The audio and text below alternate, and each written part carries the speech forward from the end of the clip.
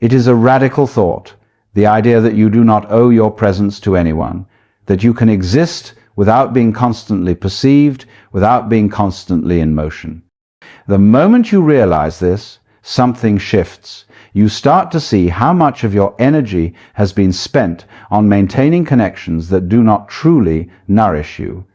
You begin to understand that not every conversation needs a reply, not every invitation needs an acceptance, not every expectation needs to be met. And when you let go of that weight, you begin to experience something rare peace, a kind of silence that is not empty but full, a stillness that does not isolate you, but brings you closer to yourself. The world continues without you, and instead of feeling left behind, you feel something unexpected, relief. Because in the end, the heaviest burdens are the ones we don't even realize we are carrying. Letting go is one of the simplest things in the world, yet it is also one of the hardest. We cling sometimes to people, sometimes to ideas, sometimes to identities that no longer serve us. We hold on because we have convinced ourselves that to release something is to lose something. But what if that isn't true? What if letting go is not an act of loss, but an act of freedom? We spend so much of our lives gripping tightly onto things that weigh us down. We hold on to relationships long after they have stopped bringing us joy, afraid that walking away will make us seem cold or ungrateful. We hold on to obligations, believing that we must be available, that we must continue fulfilling expectations even when they exhaust us. We hold on to versions of ourselves that we have outgrown, playing the same roles we always have because change feels too uncertain. And the tighter we hold on, the heavier everything becomes. But have you ever noticed what happens when you finally let go? That moment of surrender, when you stop replying, stop explaining, stop justifying, there is a lightness that follows. A sense of relief, of weight lifting from your shoulders. It is as if you have been carrying a heavy bag for years, and only now do you realize that you never had to carry it at all. We have been conditioned to believe that detachment is a negative thing, that if we let go, we are giving up, that if we stop engaging, we are being selfish. But the truth is, detachment is not about abandoning the world, it is about no longer being bound by it. It is about understanding that not everything requires your energy, not every battle needs to be fought, not every presence in your life is meant to stay forever. And yet, the moment you begin to withdraw, the world will resist. People will notice your absence and demand an explanation. They will call, they will ask, they will probe, because your silence makes them uncomfortable. They have grown used to your presence, your availability, your willingness to always be there. And when you are no longer there, they begin to realize that your presence was not a given, it was a choice that you are no longer making. That is where the true power of letting go lies. Not in the act itself, but in the realization that you are the one who decides where your energy goes. You are the one who determines how much of yourself you give to the world. And the moment you step back, the moment you choose yourself over the expectations of others, you reclaim something sacred, your own peace. There is a Zen proverb that says, "Let go or be dragged." It is a simple truth, yet one we often resist. We think that holding on will protect us, that it will keep us secure. But in reality, the longer we hold on, the more we suffer. We get dragged by our attachments, by our fears, by the constant need to keep up, to be seen, to be acknowledged. But the moment we let go, we stop being dragged, we stop being weighed down by things that no longer serve us. And in that space, in that quiet, we find something we never expected: freedom. Because to let go is not to lose. To let go is to create space. Space for clarity. Space for stillness. Space for the kind of life that is not built on obligation, but on intention. And when you finally understand this, when you embrace the freedom of letting go, you realize something extraordinary. You were never meant to hold on forever. There comes a moment in life when you realize that you have spent so much time being someone for everyone else that you have forgotten who you are for yourself. We spend our days shaped by expectations, family, friends, society, each one carving a little more of themselves into us until we become a mosaic of borrowed identities, a collection of reflections that do not belong to us. We are taught to perform, to be present, to participate, to always be available. But rarely are we told that it is okay to step back, to retreat, to disappear not as an act of abandonment, but as an act of return. To return to the self is not an escape from the world. It is a homecoming. It is the slow unraveling of everything we thought we were supposed to be, and the quiet rediscovery of what has always been there, waiting beneath the noise. But the journey back is not easy, because the self is often buried under layers of obligation, of expectation, of roles we have played for so long that we mistake them for our essence. And to strip these layers away feels uncomfortable, even terrifying, because if you are not the person you have been performing as, then who are you? This is why so many people never take the journey back. They continue to exist in the lives they have built for others, never questioning, never pausing long enough to listen to the quiet voice inside them that whispers, "This is not who you are." They stay because staying is familiar, because disappearing, ghosting, vanishing, stepping away feels like destruction. But what they do not realize is that every return requires a departure. You cannot come back to yourself if you never leave the things that pull you away from yourself. And so the return begins in silence. It begins in the refusal to participate in cycles that drain you. It begins when you stop explaining yourself, stop justifying your choices, stop seeking validation for the things you know you must do. It is not about rejection or isolation. It is about reclamation. Reclaiming your time, your energy, your space. It is the moment you stop looking outward for answers and start listening inward instead. But something interesting happens when you begin to return to yourself. The world resists. People who have benefited from your constant presence, your availability, your willingness to be everything for every day, will notice your absence, and they will not like it. They will ask what is wrong, why you have changed, why you are not as responsive, as engaged, as easy to reach. Because when you step away, you break the illusion that presence is infinite, that you will always be there simply because you always have been.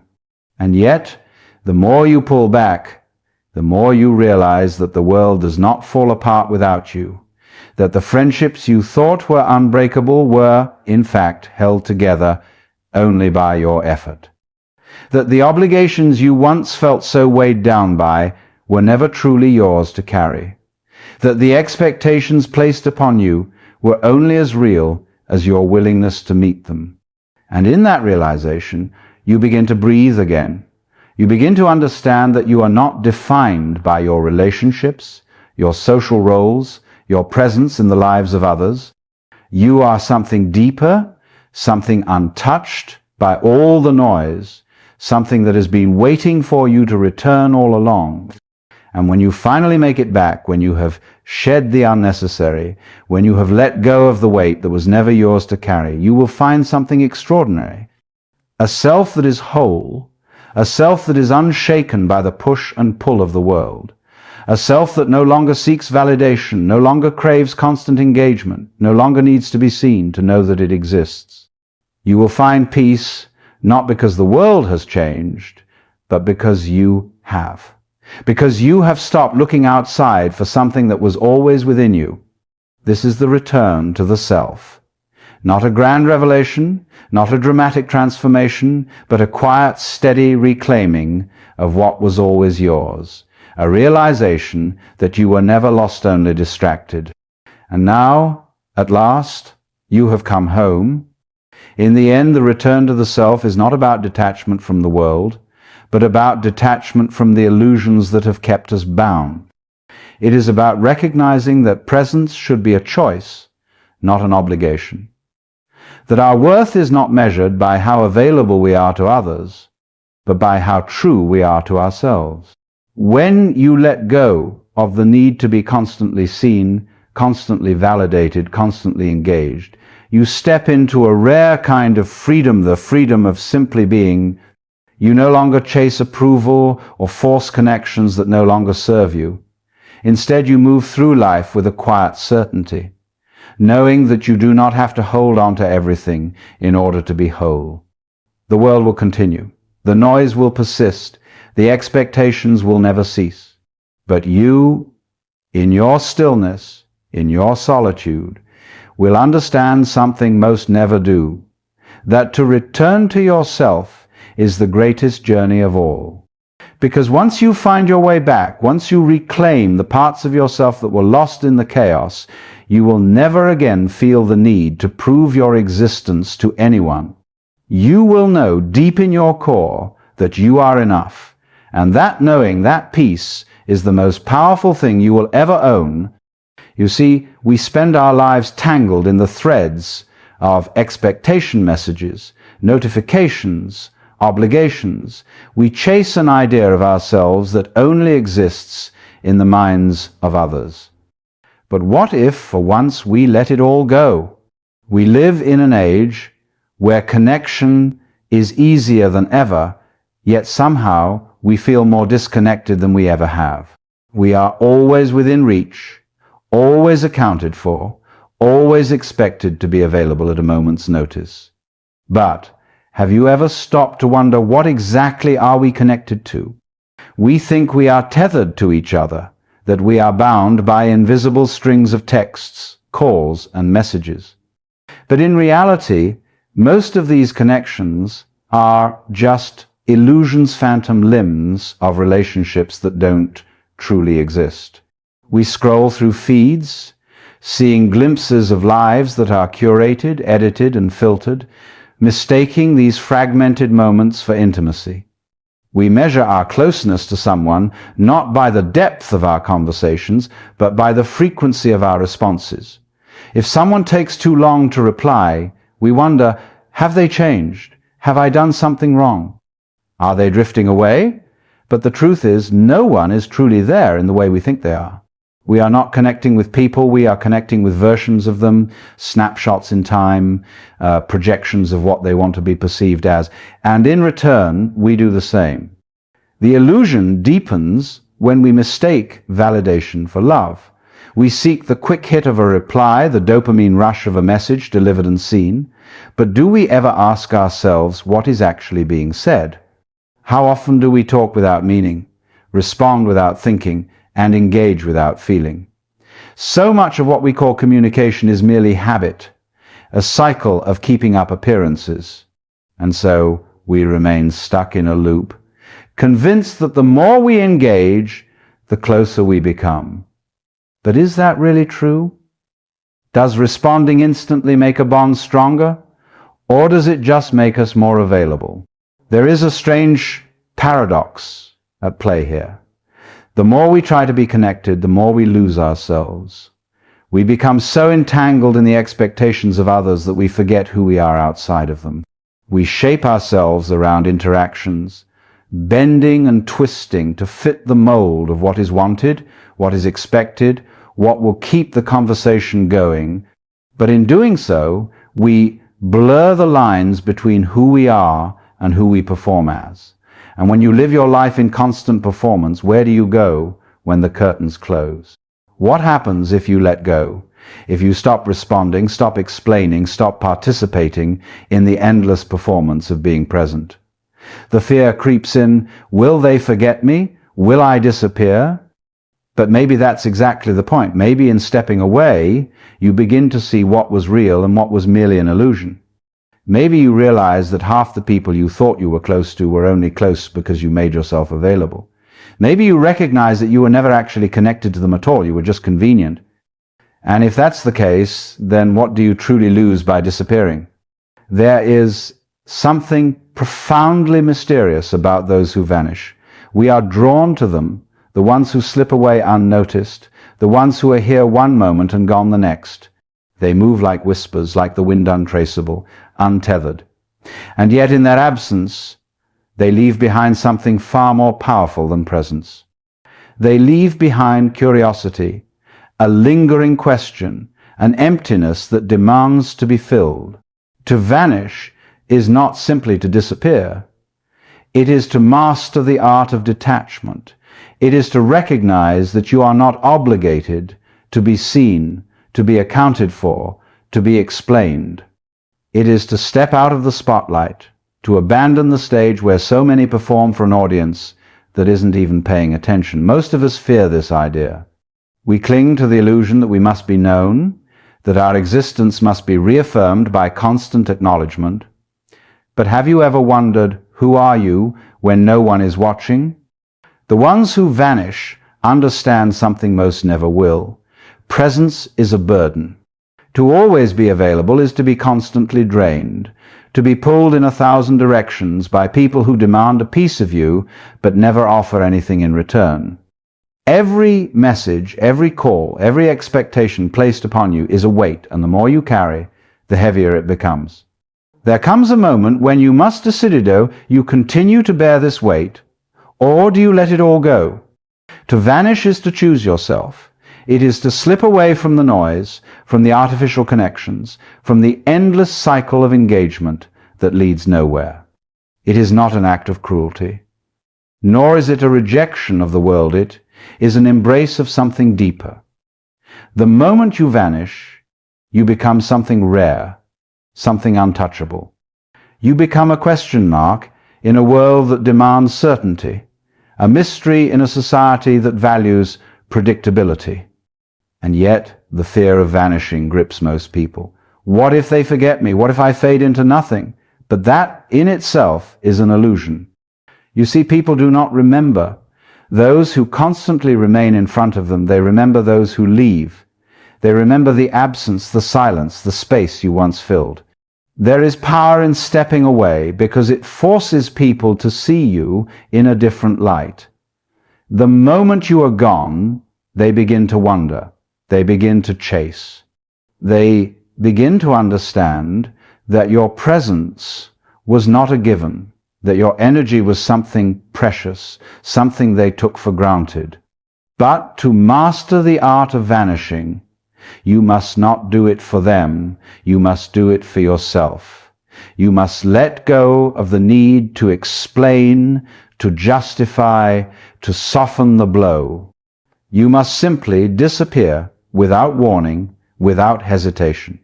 No grand announcements, no final words, no slow fade out, just an immediate severance, a clean break. And in that space of nothingness, something remarkable happens. You begin to hear yourself again. The noise dies down. The expectations fall away. The world, which once demanded so much of you, no longer holds you in its grasp. And what remains? You. Just you, untouched by the weight of others, free to exist in a way you never have before.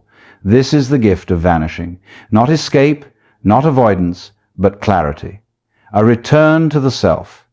A moment of pure, unfiltered being. And once you master this art, you realize you never needed to be seen at all. There is a strange kind of pressure that comes with simply existing in the eyes of others.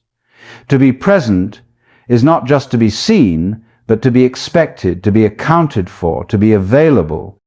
It is a weight that few acknowledge, yet everyone carries. The moment you establish yourself as someone who responds, someone who engages, someone who is there, you unknowingly sign an invisible contract tone that demands your continuous participation. And the moment you hesitate, the moment you step back, the questions begin. Are you okay? Where did you go? Did I do something wrong? We rarely ask ourselves why we feel so obligated to maintain presence, why we stretch ourselves thin trying to keep up with conversations, relationships, and expectations that drain us. Perhaps it is because we have been taught to believe that to disappear is to be forgotten, that to step away is to lose significance. But isn't it strange that we value ourselves based on how accessible we are? That our worth is measured by how quickly we respond, how consistently we show up, how well we maintain the illusion of being ever present. The weight of presence is heavier than most realize because it is not just about the time and energy we give it, it is about the version of ourselves we must maintain in the process. Every interaction, every message, every conversation requires a certain level of performance. We filter our words, we adjust our tone, we shape our responses to fit the expectations of the person on the other end, and slowly we begin to lose track of what is genuine and what is merely habit. Think about how often you reply to a message simply because you feel you have to, not because you actually want to. How often do you smile and nod in conversations that do not interest you, simply because silence feels too heavy? How many relationships do you maintain out of obligation rather than genuine connection? Presence is not just about being there, it is about the emotional labor that comes with it. The invisible toll it takes to constantly reassure, engage, and participate in a world that never stops demanding more. And yet we fear the alternative. We fear what happens when we are no longer part of the cycle, when we choose to step away rather than show up. But what if we stopped seeing absence as a loss and started seeing it as freedom? What if we let go of the need to be constantly available, constantly explaining, constantly proving our place in the lives of others? What if, instead of carrying the weight of presence, we allowed ourselves the lightness of distance?